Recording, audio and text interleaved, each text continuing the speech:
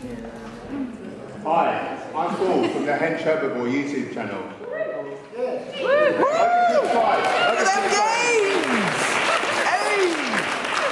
I have the honour of welcoming to the stage one of my absolute heroes of animal rights advocacy, a lifelong and tireless campaigner for social justice. She is the driving force behind Bite Size Vegan, a hugely successful YouTube channel with over 11 million views. Her vast and varied range of videos are extremely well researched, highly polished masterpieces, distilled down into easily digestible, bite-sized chunks. Tonight, here in Norwich, England, she will be delivering her brand new speech for the very first time.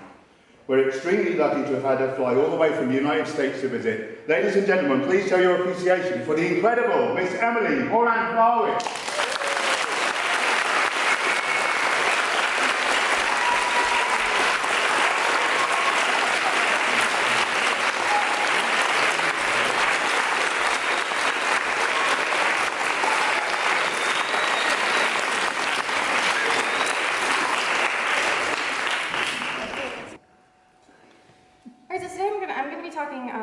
About, well, you guys will hear, it's a bit of a different speech than you probably hear me usually give if you watch me on the YouTube. So I wanted to make it for you guys. So we're gonna go through it together. We're gonna see how it goes.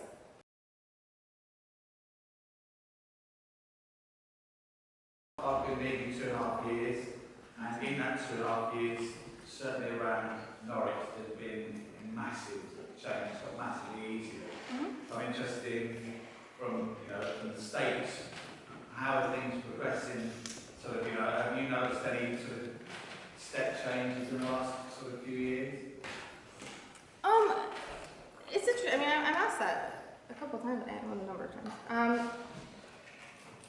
Part of it's hard to say because America is huge, big place. So there's a lot of differences in different areas. Number two, this is what I do all the time. I'm very much in this computer, so it's rare that I venture out and see people. But no, as a general sense of things, I just want to let you know my limitations. I have seen a rise in availability of vegan options, of vegan products in different places, a rise of recognition of the term. I've never lived in an area that has other vegans that I know. Other people I know physically in my life that are vegan. I know a lot of people. I know you, but you live on the other side of the country. So I mean, I've never really been in a vegan community. So it's almost like I lived in Iowa for close to a decade. If you guys don't know, most Americans don't know where Iowa is. It's not that I'm assuming you're bad at geography. I just always like to clarify. It's in the middle of America, and Iowa kills more pigs than any other state. So I lived there for close to a decade. I'm coming back to you, what you asked. And I actually do find that really valuable because then I'm around people all the time who are, think killing pigs is what we do. We're pork capital of America. So there's value in that. But it's, here I come to your question. So I have seen the progressiveness of the options and everything, and I hear it more and more often as far as cohesive movement. I'm not entirely sure. I mean, I do, LA has just started a pig save movement, and they're going, I mean, that's good. That's something in America happening. I think there's a lot of issues with us being so freakishly large that there's a hard time getting people to get together and do things. I also see a lot of where I live. The two places that I've lived the most recently are both similar in that there's a lot of awareness about where our food comes from. So this is kind of the heart of what the greatest life thing that I talk about is the humane. They get into really we care about where our food comes, so we're gonna buy local meat and we're gonna keep some chickens in the backyard. So it's like I think there's this increasing awareness, but there's also this tendency to kind of get to the humane thing and go, oh, this is nice, because it's like we get to do exactly what we want to do, but we can feel okay about it. So that's why it's so dangerous about the humane argument. So I do see increasing availability. I'm not sure what the connection is, but I think there is a progression, and they have statistics, which I'm more comfortable with, do show, that there's not, PC language for this still hasn't happened. There's the West, we have like the West, we have like the developing nations. Please forgive me, I cannot find what is the appropriate term for this, but the developed, you guys know what I mean. What we call the West, which is somewhat offensive, the whole developed thing is somewhat offensive. Meat is, and animal products are going down. So, North America, Europe, these kind of things. But in the countries that have the most people, they're starting to eat animal products. Because it's almost like a delayed, response to following whatever we've messed up, in a sense. It's like when I lived in India, it was like the 80s t-shirts, had just come in. It was interesting. So there's this rise in eating animal products in the countries that have the most people. So overall, globally, we still have a rise happening. We're still eating more animals as a whole in animal products, and it's going really fast because there's a lot of people doing this now. So, and I don't mean to be a huge downer. I'm just saying, yes, there is this rise and stuff, but I think that's why it's also so important for us to not be like, oh, there's a vegan bistro, we won, type of thing. But also not to, I don't mean, that's what the one thing I was really worried about was coming here and is being a big wet blanket on everybody. I don't mean that. It's just, having that awareness of let's celebrate the victories, but let's also be aware of what's still happening, because it's getting worse. It is getting worse right now. And whether or not, I tend to be more of a pessimist. I don't really put that on my channel. Get people excited. But I'm just trying to let you guys know. I don't think I'm going to see a vegan world. I really don't think it's going to happen in my lifetime. And I think if it does happen, or when it does happen, it's going to happen eventually. Can't keep doing this. It's probably going to be brought on by the environmental crisis. Because as humans, we tend to not change until it's like, oh, I got to change now. The world's going to explode. We should probably do something. Maybe we'll just cut down on the pace.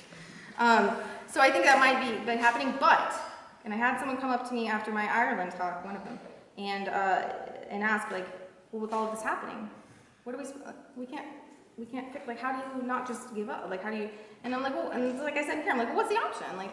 We're gonna try, I'm not gonna do nothing. I'm gonna keep trying. I don't think I'm gonna make a vegan world, but I'm gonna try to affect change because that's still important. It's still gonna do something. We still need that. We all need to have this thought process, because if the world just goes vegan because the environment's gonna explode, who knows, maybe we somehow sustain it, and then we develop technologies where we can keep doing the shit we want to, doing the stuff we want to do, doing the stuff that we want to do, and, but not hurting the environment. Then it's like, we did it, let's eat meat again. So it's still important that we need to get that, we need to still keep educating, because it needs to be out there, people need to make this connection, and it is in our very DNA to be vegan. It's just we're not, it makes no sense what we're doing. So it's if we can reach people, it's almost like, what the hell have I been doing my entire life, it's just in there. It's not something we want to do.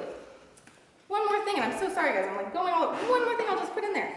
I was talking to this farm sanctuary woman in Ireland, and she was telling me that she had a farmer, that she rescued a sheep from, or she liberated the sheep, and the farmer was actually yeah, take the sheep, whatever. She gets a knock on the door in the middle of the night. She goes to her door, she opens it up. It's this Irish farmer who's been farming entire life, generations. Ireland's very farming, so he's multiple generations farming. And he just looks at me and goes, "Son, how did we get here? How did this happen? What are we doing?" And this is a guy, I don't know why I had to do that.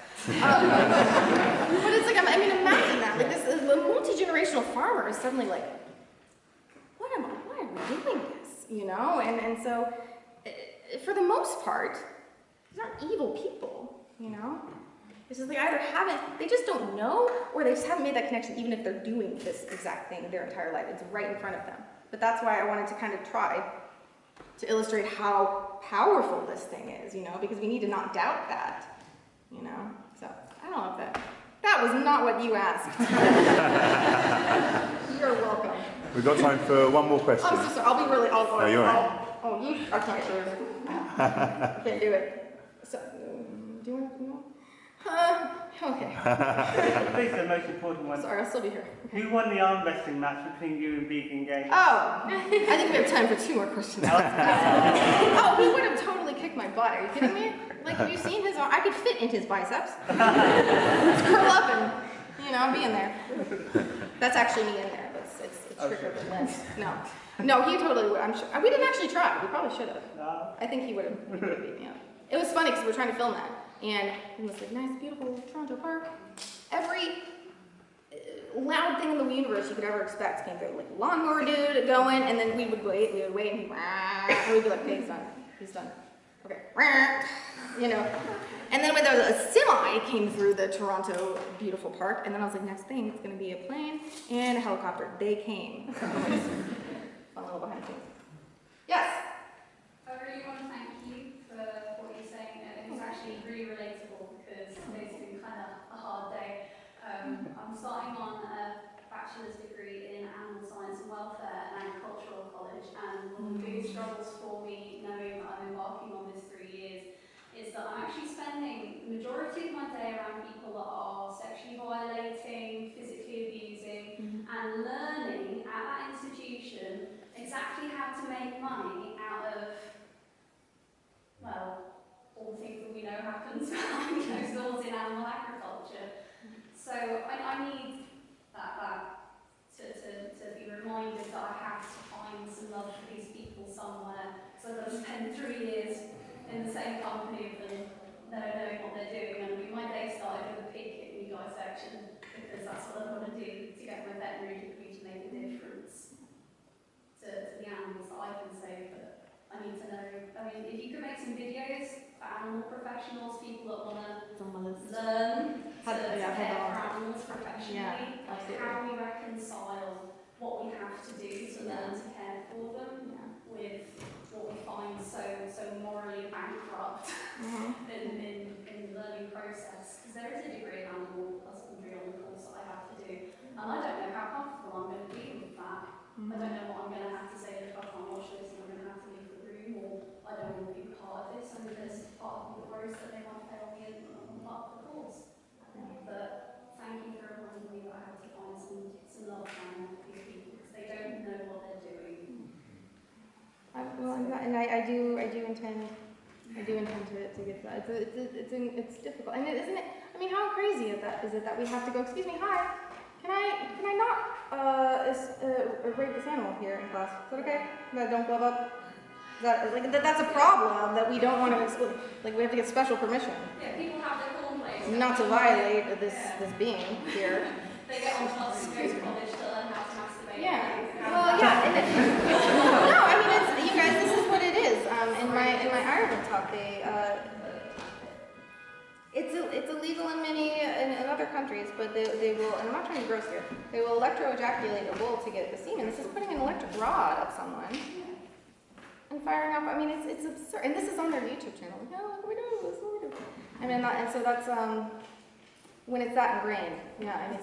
And I'll just clarify real quick. You don't have to love everybody. You don't have to be like, I love you. You know, it's fine if you're kind of like, this is messed up. But it's just kind of being conscious about how you talk to them about it, you know. And it is that fine line. Like, it's never about like, it's okay. You know what you're doing is okay. For some reason I've been in Ireland, I keep doing, it's okay. You know, but it's at least understanding where they're coming from. And in that, it's like, it kind of takes some of the charge out. If you're gonna, you know, tell them something. It's kind of like, okay, I get, if I was raised that way, then yeah, that's probably what I would do. I just don't want you to have to be like, best friends. Let's have another round of applause for Emily.